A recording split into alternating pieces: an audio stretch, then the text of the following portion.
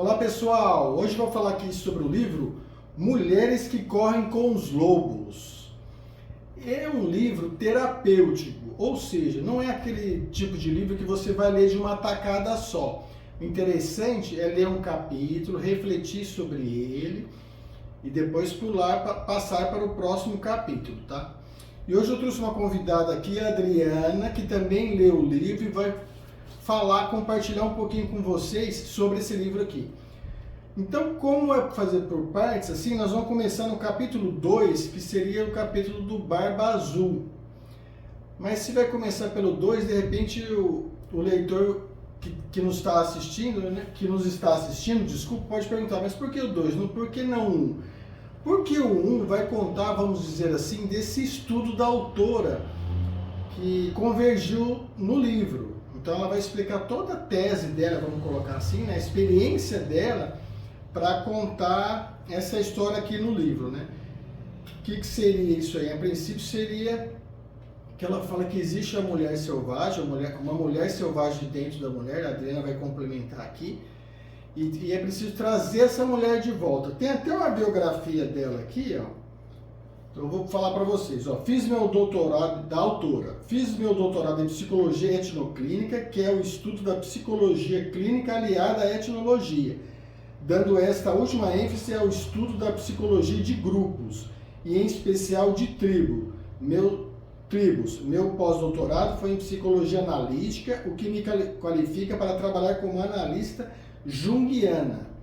Minha experiência pessoal como cantador menzandó, acho que é assim que fala, poeta e artista, molda da mesma forma meu trabalho com os analisandos. Então ela tem um estilo baseado na experiência dela, né, das tribos, da convivência, para trazer esse estudo aqui, que é através dos contos, né, que vai fazendo essa reflexão, esse estudo aí, essa analogia. E a Adriana pode até me falar melhor. É isso mesmo que eu falei, Adriana? Olá pessoal, boa tarde, tudo bem?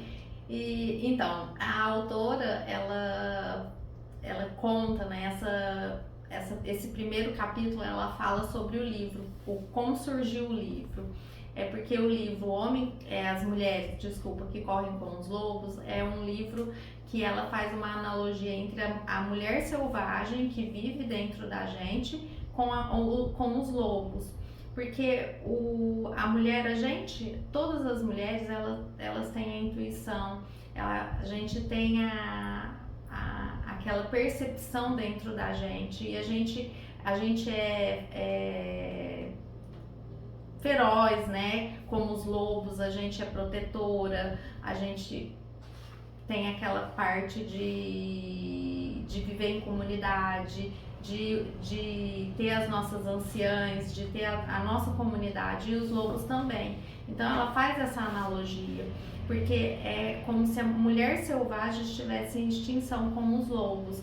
O que é a mulher selvagem? É aquela intuição que está dentro da gente, bem lá no fundo, que está sendo apagada pela sociedade, pela educação, pelo machismo, né? Então é isso que ela traz. E ela trabalha com os contos, porque na vivência dela, durante todo o estudo dela, ela viveu em comunidades, e as anciãs elas iam contando os contos e trabalhando os contos com ela. Então ela é uma das primeiras contoterapeutas também. E nesse conto que nós vamos falar, que é o mote do vídeo, né? Então eu não li o livro inteiro, eu li até o segundo capítulo, que é o conto do Barba Azul. É a história de um homem mais velho, de 3 irmãs, 2 irmãs mais velhas e uma irmã mais jovem. E a irmã mais jovem acaba se interessando por esse homem mais velho, que acaba atraindo ela para se casar com ela, né? E nesse inteirinho ele tem uma chave lá, então ele proporciona várias coisas para ela, o que ela quiser fazer, só que ela só não pode abrir determinado aposento da casa. Acontece que ela, muito curiosa, acaba abrindo esse aposento, e lá ele descobre que lá estavam todas as mulheres que ele já havia matado. É isso mesmo, Liliana? Isso, é isso. Já havia matado. E de repente ele acaba chegando e fala: vou matar você também, né? Aí ela falou assim, não, antes deixa eu me preparar para a morte. Nesse meio tempo ela pede ajuda para as irmãs mais velhas, que chamam os cavaleiros e esses chegam a tempo de matar o predador ali, né? Mas, e por que essa história, esse conto, né? Tudo isso tem uma simbologia. Até a Adriana perguntou para mim, o que você entendeu desse conto aí, né? O que eu entendi é que ele ofereceu tudo para ela, mas ao mesmo tempo não cerceava ela de muita coisa. Então, por exemplo, no fundo ela sabia que tinha algum mistério, mas mesmo assim ela preferiu incorrer nesse erro, vamos dizer assim, né? E o que eu aprendi assim, de repente a mulher está num relacionamento e que só parte dela a mantença desse relacionamento. Então tudo ela faz por onde, então tem alguma data, por exemplo, importante, ela que lembra, ela faz questão de preparar alguma coisa, e da parte da outra pessoa, né, não acontece nada. E ela continua levando esse relacionamento adiante, sem nada em troca. Até que um dia ela vai adquirindo experiência e percebe e fala, poxa, basta, não quero mais. Então eu aprendi com isso, né? Por que das mulheres mais velhas, das irmãs mais velhas? Porque as mais experientes, né, assim a Adriana vai complementar aqui, como as anciãs, que vão passando essas experiências para as mulheres mais jovens, para perceber quando o relacionamento está com esse aspecto de predador, né? É isso mesmo, Adriana? O conto do Barba Azul, ele é muito interessante porque ele fala ele, como é o primeiro conto, ele fala bem da intuição, que na verdade a irmã que se casou com o Barba Azul, ela tinha intuição também dentro dela, ela sabia que tinha algo de errado, mas ela foi mais curiosa. E o Barba Azul, ele significa o predador dentro da gente também, porque às vezes a gente sabe que aquilo não é para nós, mas a gente insiste naquilo. E quando ela pede ajuda, né, que ela pede ajuda para as irmãs, simboliza uma rede de apoio que as mulheres têm, uma rede de apoio porque nós precisamos da rede de apoio das mulheres mais velhas, sejam as nossas mães, nossas irmãs ou as nossas amigas. A gente precisa dessa rede de apoio, a gente precisa de estar conectada com isso para trazer à tona novamente a mulher selvagem que vive dentro da gente.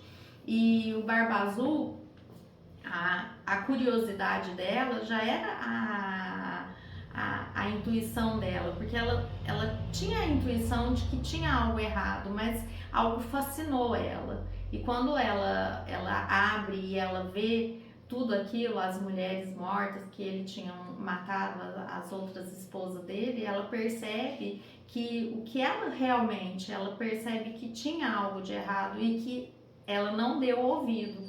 Então eu acho interessante porque fica uma lição, né, pra gente dar ouvido à nossa intuição. A gente tem que dar ouvido à nossa intuição, a gente tem que, se tem algo machucando a gente tem que prestar atenção e dar um basta nisso. Realmente a gente não pode deixar isso acontecer e dar mais valor, né, na gente mesmo e no que a gente está sentindo, e principalmente estar cercada de pessoas que possam nos ajudar, de pessoas, porque o nosso ambiente é o que faz a gente também, né? Então essa parte dessas irmãs, elas representam isso, né? Essa rede de apoio, essa parte que nos dá força também para encarar e dizer não ao que está nos fazendo mal. Adriana, tem uma parte aqui que fala assim, elas se sentem determinadas a curar aquele a quem ama. Então ela está naquele relacionamento, né? Vamos colocar assim, um relacionamento abusivo, e ela acha que ela vai conseguir mudar a pessoa com quem ela está junto, assim, né? Então parece que, ao mesmo tempo que ela tem essa intuição, parece que ela tem que passar por tudo aquilo. É mais ou menos isso ou não? É que na verdade a mulher, a gente assim, na maioria das vezes, não generalizando, mas a maioria das vezes as mulheres, ela tem esse instinto de cura, né, de querer mudar o outro, de querer salvar o outro, E na verdade ninguém muda ninguém, né? Essa mudança tem que vir da pessoa. Essa cura a pessoa que tem que querer, né? Mas nós mulheres, né? A maioria das mulheres em geral, elas acreditam, realmente, elas acreditam que elas têm o poder de curar.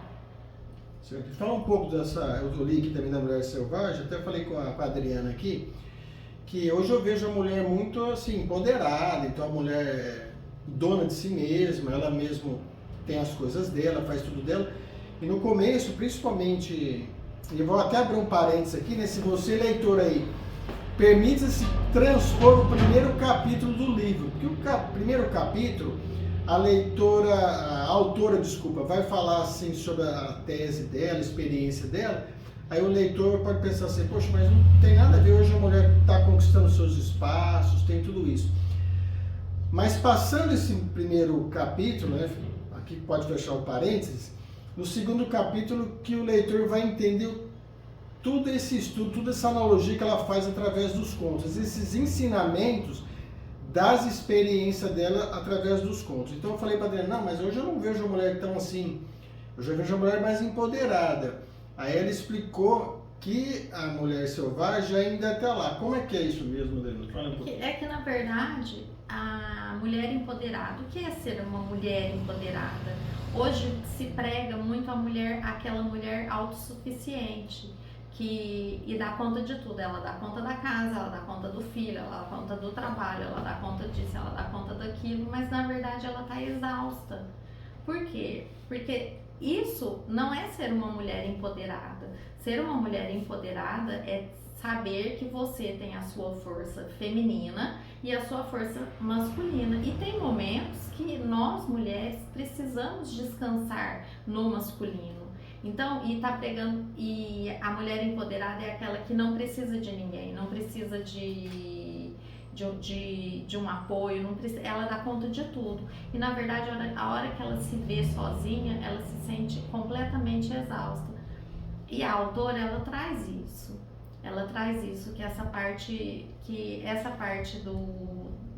da mulher selvagem, que ela, ao longo do tempo, ela foi sendo, pela educação, pela cultura, ela foi sendo reprimida. E aí aconteceu esse empoderamento das mulheres, surgiu esse empoderamento das mulheres, mas na verdade não é nada disso. Na verdade, a mulher selvagem, ela ainda continua reprimida. É porque acredita-se, a sociedade lançou hoje o empoderamento da mulher como sendo uma coisa que a mulher é autossuficiente. Não é. Tem uma frase muito interessante que a pessoa que vive sozinha ou é Deus ou é uma fera selvagem, né? Nós não fomos feitos para viver sozinhos e nós precisamos sim de uma rede de apoio. Precisamos ou de um companheiro, ou de uma família, ou de mãe, amigas.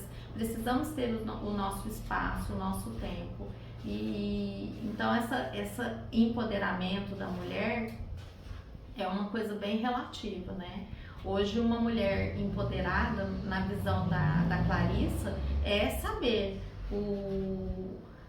cuidar do seu interior, é saber colocar para fora, não é colocar para fora, desculpa, é saber estar atenta à sua intuição, é conseguir descansar no masculino, é conseguir trabalhar o seu feminino junto com o seu masculino e saber que não dá conta de tudo sozinha. Até a Adriana está certa, essa mulher ficou lendo o conto, parece que a gente percebe o primeiro capítulo, depois com o segundo capítulo, né, que corrobora tudo isso, que essa mulher, ela está ali, mas ela ficou por muito tempo esquecida, né? Então eu preciso resgatar essa mulher aí. Pessoal, acho que é isso, então, o segundo capítulo, né, o Barba Azul, desse livro maravilhoso, Mulheres que Correm com os Lobos. Então já estamos aí na expectativa de continuar as leituras aí, para trocando essas figurinhas aí, né, e trazer para vocês aí. Então é isso, muito obrigado. Adriana, quer falar alguma coisa? Eu quero falar que esse livro é um livro maravilhoso, ele é trabalhado todo em contos, e quem for ler, que preste bastante atenção em qual parte do conto que você se identificou mais. que isso fala muito sobre você. E eu indico o livro. Bacana, é isso. Obrigado. Eu que agradeço pelo convite. Um abraço a todos. Tchau, tchau.